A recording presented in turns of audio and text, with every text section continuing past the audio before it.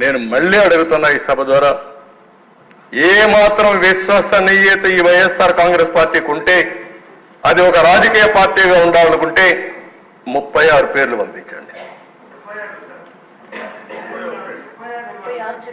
36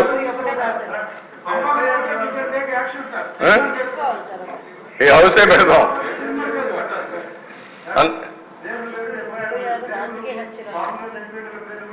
ఆ పేర్లు ఇస్తే దానిపైన మన పేర్లు అట్ట కదా ఎఫ్ఐఆర్ లో ఉంటుంది కదా, ఎఫ్ఐఆర్ కూడా ఏమంటాం వాళ్ళని, వాళ్ళు కూడా ఎఫ్ఐఆర్ కూడా ఏమంటాం. 36 మంది పేర్లు, అదే 36 రాజకీయ హత్యలు ఎఫ్ఐఆర్లు కూడా ఇమ్మని డిమాండ్ చేస్తున్నా.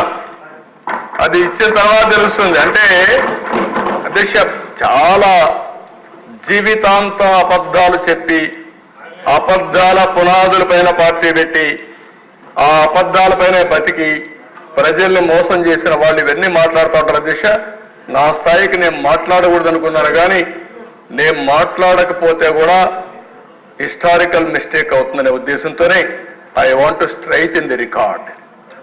లేకపోతే నేను మాట్లాడేవాడు నా జీవితంలో ఎప్పుడు నేను ఇవన్నీ మాట్లాడలేదు. ఆ రోజు ఉండే నాయకులు హుందాతనంగా బిహేవ్ చేశారు. ఇక్కడ హుందానే లేదు, పద్ధతి లేని వాళ్ళు వచ్చారు.